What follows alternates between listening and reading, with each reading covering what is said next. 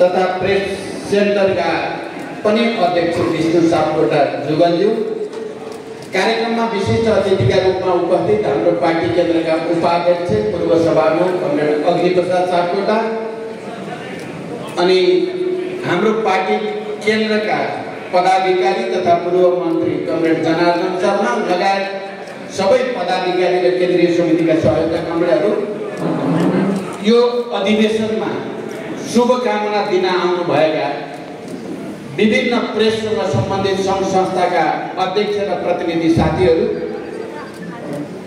अधिवेशनमा प्रतिनिधि र पर्यवेक्षकको रूपमा उपस्थित सबै साथीहरू, यहाँ ठुलो सङ्ख्यामा उपस्थित पत्रकार मित्रहरू, सबभन्दा पहिला त म प्रेस सेन्टर नेपाललाई हृदयदेखि धन्यवाद भन्न चाहन्छु। तपाईहरुले आफ्नो स्थापना कालको एउटा जटिल र चुनौतीपूर्ण स्थितिबाट अगाडि बढ्दै धेरै घुम्ती मोडहरू र जोल्टिङहरू पार गर्दै आज 5औं राष्ट्रिय महाधिवेशनसम्म सफलतापूर्वक आइपुग्नु भएको छ। यस बीचमा प्रेस सेन्टरले आफ्नो संगठन विस्तार र आफ्नो जिम्मेवारी पूरा गर्ने सन्दर्भमा राष्ट्रिय रूपमा नै आफूलाई खरो साबित गर्दै गएको छ। राम्रैसँग देखिने गरी, राम्रैसँग बुझिने गरी प्रेस सेन्टरले आफूलाई स्थापित पनि गरेको छ। त्यसको लागि म नेतृत्व लगायत सबै प्रेस सेन्टरका साथीहरूलाई पार्टीको तर्फबाट, मेरो तर्फबाट हार्दिक धन्यवाद दिन चाहन्छु। मलाई अहिले पनि ताजै रूपमा स्मरण छ, रोल्पाको एउटा इरिबाङ भन्ने गाउँमा हाम्रो गोविन्दजी जस्ता साथीहरू महिनौं हिँडेर भूमिगत रूपमा, त्यति बेला जनयुद्ध झन्डै झन्डै क्लाइमेक्सतिर जाँदै थियो, त्यस्तो अवस्थामा हामीले यसको संस्थापन गरेका हौँ। मलाई त्यो सम्झँदै गर्दा अहिले पनि संस्थापक अध्यक्ष कमरेड महेश्वर दाहालले त्यसलाई स्मरण गर्दै केही कुरा राख्नुभयो यहाँ। अनि त्यति बेलाका महासचिव कमरेड ओम शर्मा अनि गोविन्द शर्मा जस्ता साथीहरू अहिले पनि कुनै न कुनै रूपमा प्रेसको एउटा नेतृत्वको रूपमा स्थापित पनि हुनुहुन्छ, राष्ट्रिय रूपमा भूमिका खेल्दै पनि आउनु भएको छ। र यो अधिवेशनसम्म आउँदा ठुलो सङ्ख्यामा प्रेस सेन्टरले आफ्नो लागि सुयोग्य नेताहरूको टिम बनाएको देखेको छु मैले। यसको लागि पनि म प्रेस सेन्टरलाई हार्दिक धन्यवाद भन्न चाहन्छु। अहिले तपाईहरुको यो 5औं राष्ट्रिय महाधिवेशन देशको राजनीतिको एउटा विशिष्ट मोडमा हुँदैछ। मैले अहिले धेरै लामो व्याख्या गर्न सम्भव छैन। हिजो चैत्र 15 गते देशमा एउटा नयाँ परिघटना देखा पर्यो। एकातिर गणतन्त्रवादीहरूले आफ्नो लोकतन्त्र प्रतिको प्रतिबद्धता, आफ्नो संकल्प स्थापित गर्नको लागि ठुलो संख्यामा जनसमुदायको बीचमा विरोध सभाको आयोजना गर्यो र एउटा उदाहरण राष्ट्रको अगाडि प्रस्तुत गर्यो। र त्यहाँबाट सबै गणतन्त्रवादीहरूलाई आफूले आत्मसमीक्षा गर्दै समाजवादी मोर्चाको तर्फबाट हामीले आफ्नो आत्मआलोचना गर्दै अरू गणतन्त्रवादीहरू जो अहिले सरकारमा छन् उनीहरू पनि सचिनु पर्यो, उनीहरूले आफ्नो क्रियाकलापलाई गणतन्त्रवादी बनाउनु पर्यो भन्ने कुराको हामीले अपिल गर्यौं। त्यो आफैमा एउटा ठुलो परिघटना हो। त्यस सन्दर्भमा जति बेला निरङ्कुश राजावादी तत्त्वहरूले तीनकुनेमा एउटा आततायी, निकै विवेक शून्य आपराधिक घटनाहरू घटाउँदै थिए र नेपालको इतिहासमा क्रान्ति र प्रतिक्रान्ति, अग्रगमन र पश्चगमन फेरि एकचोटि नयाँ सन्दर्भ सहित आपसमा टक्राइरहेका थिए। मैले आज बिहान धेरै मानिसहरूले मलाई सम्पर्क गरेर भन्नुभयो, तीनकुने वरिपरिका जनताले पनि र देशभरिकाले पनि, यदि हामी समाजवादी मोर्चाले 50,000 को संख्यामा जनतालाई सडकमा नउतारेको भए शालीनता, संयम र अनुशासन र सभ्यताको प्रतीकका रूपमा आफूलाई प्रस्तुत नगरेको भए मलाई आज बिहान धेरैले बधाई भनेको कुरा म तपाईहरुलाई भन्दैछु। हिजो धेरै ठुलठुला दुर्घटना हुने खतरा थियो। त्यहाँ झन्डै 1 लाख वरिपरि जनता नउत्रेको भए र उनीहरूले लोकतन्त्र प्रतिको, गणतन्त्र प्रतिको आफ्नो कमिटमेन्टलाई आफ्नो प्र्याक्टिसद्वारा प्रस्तुत नगरेको भए आततायीहरूले यति मात्रै होइन, अझ ठुलठुला घटनाहरू घटाएर देशमा एउटा प्रतिक्रान्तिलाई एउटा चाहिँ त्यसको पराकाष्ठमा पुर्याउने षड्यन्त्र थियो। समाजवादी मोर्चा र उहाँहरूले मलाई विशेष रूपले धन्यवाद र बधाई भन्नुभयो। धेरै मान्छेको ज्यान बच्यो, धेरै धनजनको क्षति हुनबाट पनि बच्यो। त्यति हुँदै पनि क्षति त भयो। 2 जना नागरिकको ज्यान गयो, थुप्रै घरहरू जलाइए, गाडीहरू जलाइए, सङ्घ संस्थाका कार्यालय, पार्टीका कार्यालयहरू जलाइए। तर मलाई जनताले भनेको कुरा, बुद्धिजीवीहरूले भनेको कुरा, यदि समाजवादी मोर्चाले त्यो स्तरको गणतान्त्रिक एकता र शक्ति प्रदर्शन नगरेको भए आततायीहरूको योजना र रणनीति योभन्दा भयानक थियो, त्यसलाई रोक्यो भन्नुभएको छ। म यो कुरा पनि तपाईहरुको अगाडि राख्न चाहन्छु। र हिजो नै आततायीहरूको विवेक शून्य अपराध कर्ममा परेर एकजना होनहार युवा पत्रकार सुरेश रजकको हत्या भयो। घरभित्रै जलाएर हत्या गरियो। तपाईहरुलाई सम्झना छ, हिजो निरङ्कुश राजावादी कालमा सबभन्दा बढी आक्रमणको शिकार सूचना सञ्चारको क्षेत्र, प्रेस क्षेत्र नै, प्रेसमाथि अंकुश लगाउने, कम्युनिकेसनहरू रोक्ने नै उनीहरूको मुख्य ध्यान हुन्थ्यो। उनीहरूको आक्रमणको निशाना प्रेस नै हुन्थ्यो। तर हामी गणतन्त्रवादीहरू, हामी प्रगतिशील र क्रान्तिकारीहरू भने जहिले पनि प्रेस स्वतन्त्रताको पक्षमा लागि नै राख्यौं। अहिले पछिल्लो चरणमा पनि हामीले नै संविधान निर्माण गर्दा प्रेसमाथि कुनै प्रकारको अंकुश लगाइ नै हुँदैन। स्वतन्त्रतामा मात्रै प्रेसले आफ्नो जिम्मेवारी राष्ट्रका प्रति, जनताका प्रति, समाजका प्रति आफ्नो जिम्मेवारीलाई ठीक ढङ्गले पूरा गर्न सक्छ भन्ने सिद्धान्तमा आधारित भएर, मान्यतामा आधारित भएर हामीले संविधान लेख्दै गर्दा प्रेस स्वतन्त्रतालाई बिना अंकुश अगाडि लान दिनुपर्छ भनेर लिपिबद्ध गरिएको पनि छ। यद्यपि यदाकदा फेरि त्यस्ता प्रवृत्तिले टाउको उठाउन खोज्छन् जसले प्रेसमाथि कुनै न कुनै अंकुश लगाउने प्रयासहरू गर्ने गर्छन्। हामी त्यसका विरुद्ध लड्छौँ। तर हिजो के कुरा प्रश्न देखियो भने सामन्ती राजावादी भन्नेहरूको आक्रमणको निशाना प्रेस नै हो, जसले सत्य तथ्य समाचार जनताको बीचमा, समाजमा सम्प्रेषण गर्छ र एउटा नयाँ चेतना, अग्रगमनको, प्रगतिको, शान्तिको, स्थिरताको, विकासको, समृद्धिको चेतना फैल्याउँछ। त्यही नै निरङ्कुशतावादीहरूको, सामन्ती तत्त्वहरूको, दलालहरूको आक्रमणको निशाना हुने गर्छ। हिजोको घटनाले पनि त्यसलाई प्रष्ट पारेको छ। र म प्रेस जगतका सबै युनियनहरू, सबै प्रेससँग सम्बन्धित साथीहरूलाई म विशेष रूपले धन्यवाद पनि दिन चाहन्छु।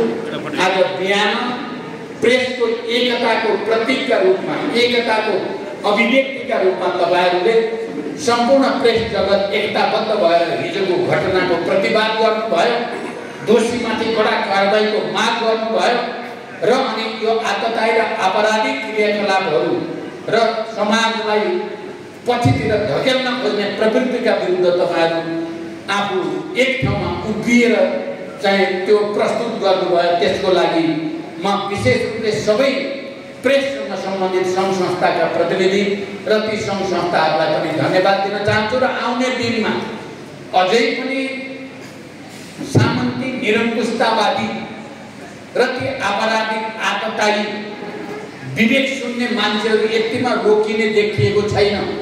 उनीहरू अझै पनि त्यस खालका आगजनी, तोडफोड, हत्या, हिंसाका घटनाहरूलाई चाहिँ अगाडि बढाउने दुस्साहस गर्न खोज्दैछन्।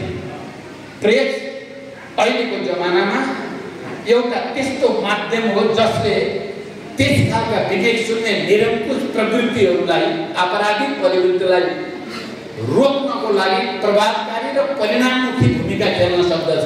म तपाईहरू सबैलाई प्रेस सेन्टर नेपाल र प्रेससँग सम्बन्धित सबै सङ्घ संस्थाहरूलाई पनि विशेष रूपले अपिल गर्न चाहन्छु, ढिलो नगर्नु होला। आफ्नो ठाउँबाट निरङ्कुशताका विरुद्ध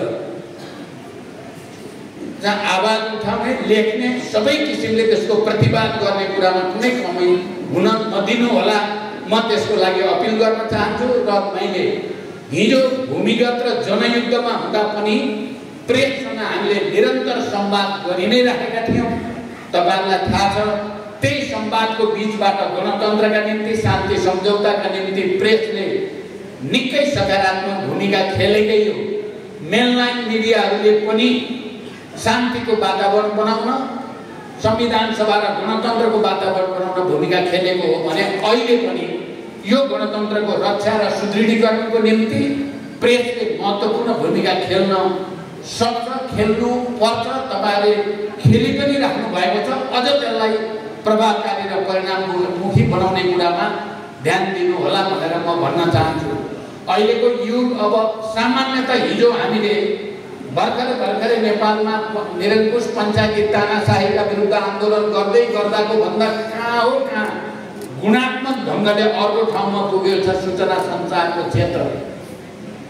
हामी मुस्किलले साप्ताहिक चाहिँ पत्रिका निकालेर त्यसबाट कहीँ देशको राजनीति बुझ्ने सूचना सञ्चारको क्षेत्रलाई प्रभावित गर्ने ठाउँबाट बिस्तारै हामी अगाडि बढ्दै जाँदा अहिले डिजिटलाइजेसन र ग्लोबलाइजेसनको नितान्त नयाँ ठाउँमा आर्टिफिसियल इन्टेलिजेन्स मार्फत थुप्रै चिजहरू प्रभावित गर्ने ठाउँसम्म तपाईहरुले देखेका छौँ। दिनदिनै ठुलो लडाईँ भइरहेको छ अन्तर्राष्ट्रिय क्षेत्रमा।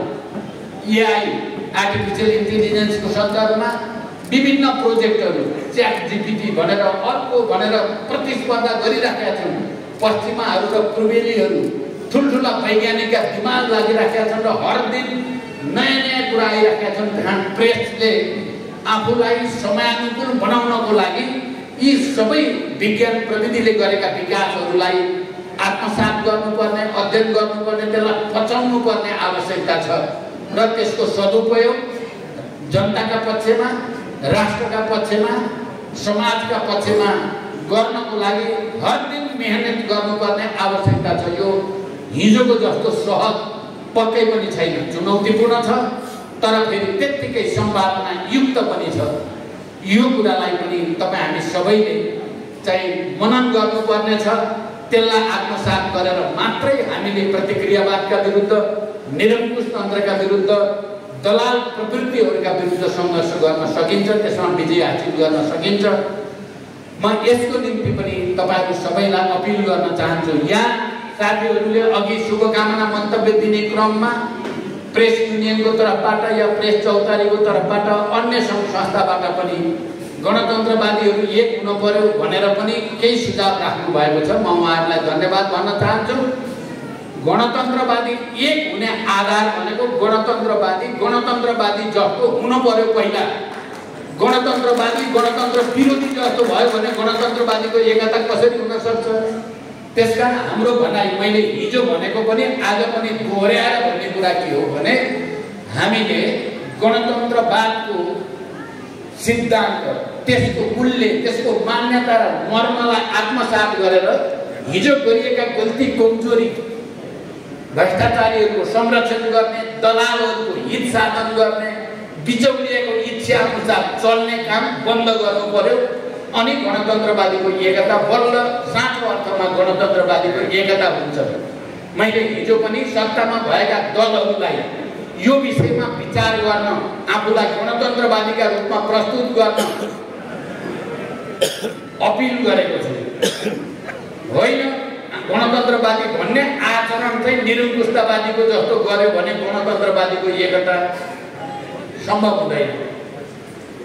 तर हामी माओवादी केन्द्र र मैले भन्ने गरेको छु 12 बुँदे समझदारीदेखि शान्ति सम्झौता संविधान सभादेखि संविधान निर्माणसम्म नेतृत्व गर्ने अवसर पाएको शान्ति सम्झौताको एउटा जीवित हस्ताक्षरकर्ताको नाताले गणतन्त्रको मूल्यप्रति गणतन्त्रको हितप्रति गहिरो जिम्मेवारी बोधको साथ मैले यो पनि भनेको छु साथीहरूलाई, आउनु सबै बसेर आत्मसमीक्षा गरौँ, संविधान कार्यान्वयनमा कहाँ त्रुटि भयो हेरौँ र सच्चिने सङ्कल्प गरौँ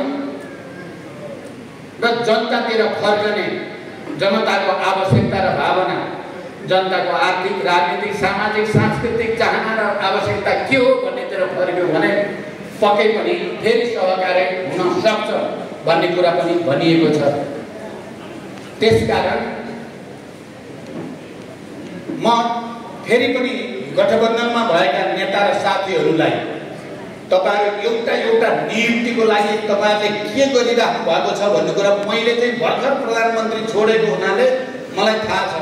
तपाईहरुले कहाँ के सेटिङ गर्न खोज्दै हुनुहुन्छ, कहाँबाट कसरी तपाईहरु त्यो सेटिङबाट लाभ लिन खोज्दै हुनुहुन्छ, मान्छे नियुक्ति गर्दा कस्तो तरिका अपनाउनु भएको छ भन्ने मलाई सबै थाहा छ। त्यसकारण त्यसो नगर्नुहोस्। अहिले तपाईहरु राष्ट्र बैंकको गभर्नर, नेपालको अर्थतन्त्र अप्ठ्यारोमा छ, धेरै नै अप्ठ्यारोमा छ, तर यसलाई सुधार्नै नसकिने भन्ने चाहिँ बिल्कुल होइन। हामी सबैले आँट गरेर एकताबद्ध भएर अगाडि बढ्यो भने हामी सुधार्न सक्छौँ। तर राष्ट्र बैंकको एउटा गभर्नरको निम्ति तानातान त्यहाँ योग्य गभर्नर ल्याउने मेरिटको आधारमा यस्तो मान्छे आओ जसले बैंकिङ प्रणालीमा सुधार गरोस् भन्नेतिर ध्यान दिनुभन्दा को मेरो मान्छे को तेरो मान्छे कसलाई ल्याउँदा कति फाइदा हुन्छ, राष्ट्रलाई फाइदा होइन आफूलाई भन्ने सोचियो भने त्यसले त अर्थतन्त्रमा सुधार गर्न मद्दत गर्दैन। म साथीहरूलाई मैले सुझावको रूपमा भनेको छु, खबरदारीको रूपमा भनेको छु। मैले कुनै रिस राग र आवेग होइन। अहिले गणतन्त्रमाथि प्रहार भइरहेको बेलामा हिजोका हामी 12 बुँदे समझदारीका सहयात्रीहरू, शान्ति सम्झौताका हस्ताक्षरकर्ताहरू एक ठाउँमा हुनुपर्छ। यो आवाज समयको आवाज हो भन्ने कुरा मलाई सबभन्दा बढी थाहा छ भन्ने मेरो अनुभूति छ। तर साथीहरू सच्चिनुको सट्टा अझ बढी बिग्रिनेतिर जानुभयो भने तिनै निरङ्कुशतावादीहरूले फाइदा उठाउलान् कि भन्ने चिन्ता चाहिँ मैले व्यक्त गरेको छु र मेरो यो चिन्ताबाट पक्कै पनि साथीहरूले विचार गर्नु होला। मैले हिजोबाट आजसम्म आउँदा क्याबिनेट बैठकमा पनि केही सकारात्मक कुरा भए भन्ने सुनेको छु। सरकार विभिन्न ठाउँमा भएको हिजोको क्षतिको अवलोकन गर्न गृहमन्त्री हिँडिराख्नु भएको छ। मसँग पनि कुराकानी भयो, विभिन्न क्षतिग्रस्त ठाउँको अवलोकन पनि गरिराख्नु भएको छ। मलाई फेरि पनि के लाग्छ भने यो सही समय हो गणतन्त्रवादीहरूले निरङ्कुशतावादी र यी अपराधिक मनस्थितिका मान्छेहरूलाई कडा कारबाही गरेर आफू पनि सच्चिने र जनताको हितमा अगाडि बढ्ने यो सही समय हो। सरकारले यो बेलामा कडा कदम चाल्यो भने पक्कै पनि हाम्रो समर्थन हुन्छ। तर सरकारले फेरि सम्झौता गर्ने या फेरि त्यस्तै भ्रष्ट तत्त्वहरूलाई नै चलखेल गर्न दियो भने त्यसले देशलाई फाइदा गर्दैन भन्ने मात्रै हाम्रो चिन्ता हो। यति भनिसकेपछि प्रेस सेन्टरको यो 5औं राष्ट्रिय महाधिवेशनले विचारको दृष्टिले, मुद्दाको दृष्टिले, योजना र कार्यक्रमको दृष्टिले सही चिज अगाडि बढाउनेछ। त्यहाँ धेरै साथीहरूले भन्नुभयो, संस्थापक अध्यक्ष महेश्वर दाहालदेखि वक्ता सबैले नेतृत्व सहमतिबाट बन्नु, सर्वसम्मत नेतृत्व चयन गर्ने कोसिस गर्नु नै राम्रो हो भन्ने कुरा धेरैले र करिब सबैले राख्नुभयो। म पनि अहिलेको परिस्थितिमा प्रेस सेन्टरले जसरी आफूलाई एकताबद्ध राखेको छ र मैले नेतृत्वका मुख्य नेता साथीहरूसँग गरेको छलफलमा मैले उहाँहरूको जे प्रतिबद्धता सुने, उहाँहरूले एकताको बलमा नै यो सङ्गठनलाई राम्रै स्थापित गर्नु पनि भयो। त्यही एकताको बलमा पत्रकार महासङ्घको चुनावमा राम्रो प्रदर्शन पनि गर्नुभयो। कारण त्यो एकता जोगाइराख्ने कुरा धेरै महत्त्वपूर्ण छ। त्यसको निम्ति तपाईँहरू आपसमा, मैले त भनेको छु, आपसमा छलफल गर्नुहोस्, सबभन्दा राम्रो के हुन सक्छ भन्ने कुरामा विमर्श गर्नुहोस् र सहमति बनाउने कोसिस गर्नुहोस्। सक्दै सक्नु भएन भने हाम्रो विधानले त भनेकै छ, प्रतिस्पर्धा गरेर भए पनि गर्ने। हामीले त्यो गरेका पनि छौँ। हामी प्रतिस्पर्धाबाट डराउनेवाला त बिल्कुल होइनौँ। तर आजको परिस्थितिमा प्रेस सेन्टरले आफूलाई सहमतिबाट अगाडि बढाउँदा नै सङ्गठनको पनि राष्ट्रको पनि हितमा छ भन्ने मलाई लाग्छ। अलिकति त्याग गरेर अलिकति चाहिँ आफ्नो ठाउँबाट चाहिँ पछि हटेर भए पनि एकतालाई सम्वर्धन गर्ने कुरा यति बेलाको आवश्यकता हो। म संस्थापक अध्यक्षदेखि अग्निजीसम्म सबै साथीहरूको भावनालाई सम्मान गर्दै तपाईँहरू त्यसरी नै यो सम्मेलनबाट एउटा राम्रो सही विचारको पनि, सही नेतृत्वको पनि र एकता र कार्यक्रमको पनि चाहिँ सन्देश दिन सफल हुनुहोस् भन्ने शुभकामना सहित फेरि तपाईँहरूको यो अधिवेशनको पूर्ण सफलताको कामना सहित बिदा हुन्छु। धन्यवाद।